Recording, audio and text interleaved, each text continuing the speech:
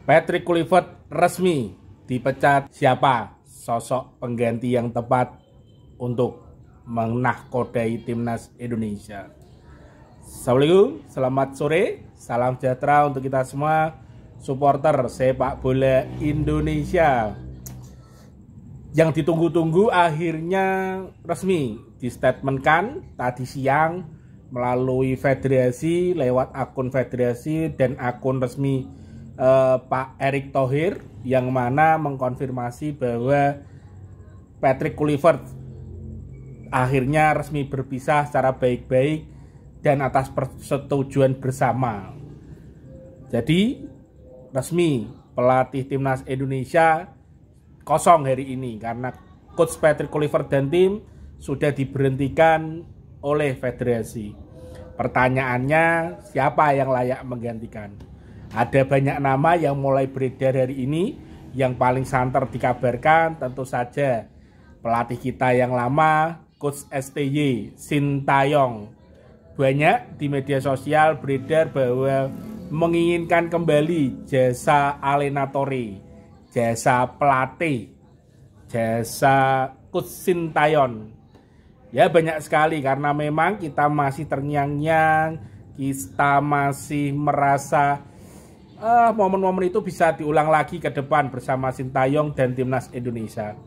Cuman saya pribadi kurang begitu cocok. Ini lebih ke subjektif, bukan objektif. Karena kalau secara objektif jelas, secara teknik dan taktikal STY tidak perlu diragukan lagi dalam melatih timnas Indonesia dengan berbagai prestasi dan lain sebagainya.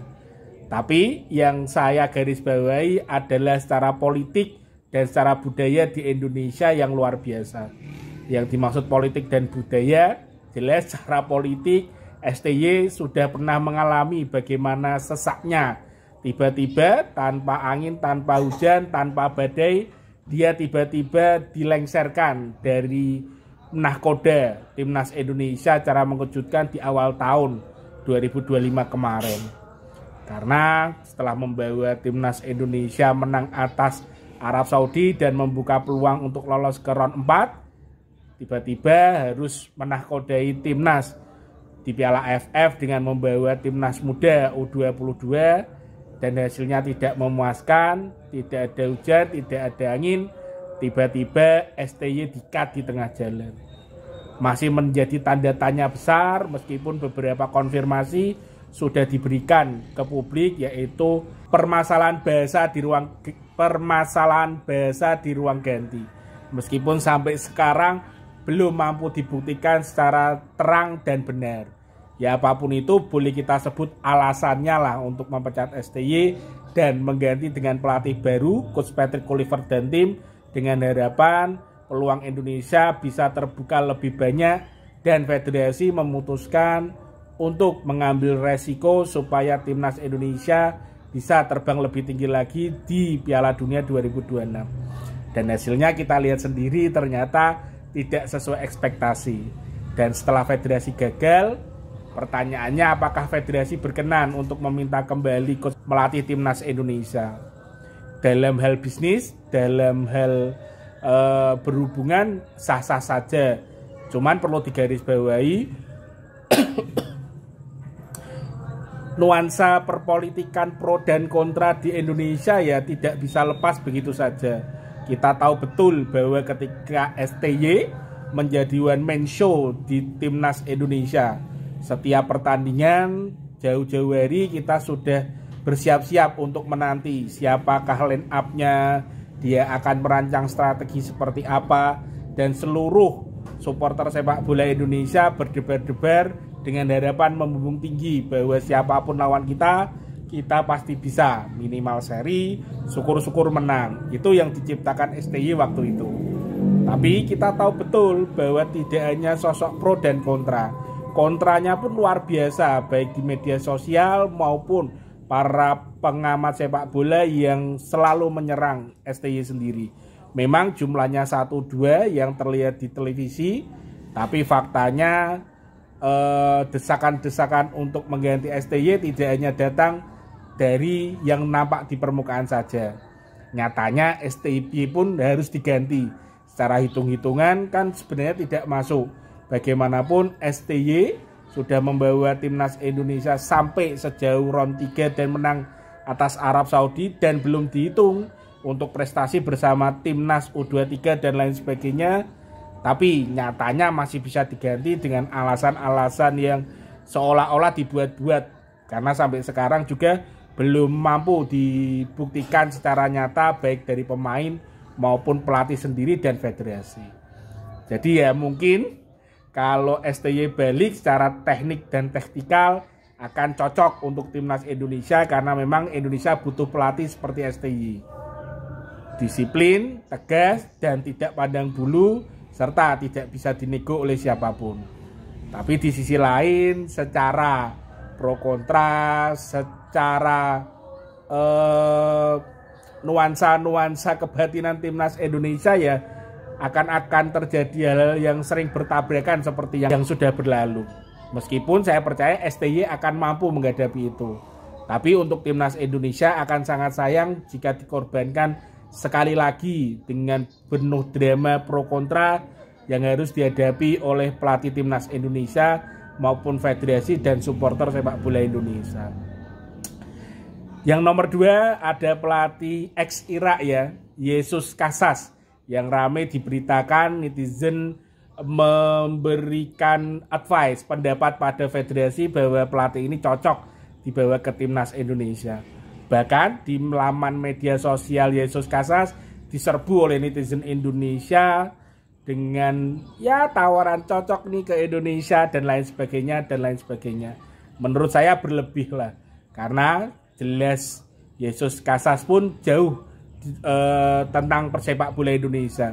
Mungkin cocok karena memang levelnya sudah level tinggi Asia karena pernah menukangi Irak. Tapi dalam peradaban sepak bola Indonesia mungkin Jesus Casas pun masih buta terhadap sepak bola Indonesia, meskipun secara profesional pelatih akan secepat mungkin beradaptasi dan lain sebagainya. Karena menurut saya pribadi jelas beberapa pertimbangan pelatih yang cocok melatih timnas Indonesia itu ya pelatih yang bertangan besi, pelatih yang menerapkan disiplin kelas tinggi, tidak menerima pemain pesanan, tidak menerima indisipliner, tidak menerima alasan-alasan untuk tidak ikut latihan. Bahkan STY pernah beberapa kali cerita banyak pemain timnas Indonesia yang tidak mau dipanggil ketika zaman STY karena tidak mau mengikuti proses latihan yang diinformasikan sangat melelahkan sekali secara fisik dan secara disiplin. Keluar malam, coret selama-lamanya dan tidak dipanggil lagi. Bahkan ada yang diceritakan dulu beralasan neneknya meninggal dan lain sebagainya. Nah, budaya-budaya seperti itu bisa ditaklukkan dengan pelatih yang disiplin, punya karakter, dan mampu membawa visi dan misi sepak bolanya untuk diterapkan, diaplikasikan kepada timnas Indonesia. Dua pelatih yang sudah terbukti pernah menukangi timnas Indonesia dengan kedisiplinannya. Luis Milla dari Spanyol dan STY dari Korea Selatan.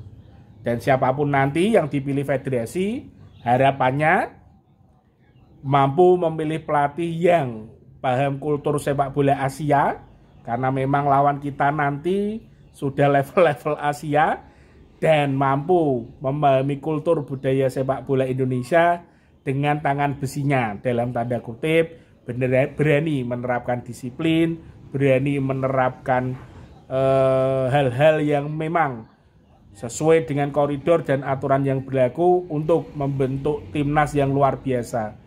Karena mau tidak mau setelah pemotongan generasi yang dilakukan STY, banyak pemain muda yang sudah masuk ke timnas senior.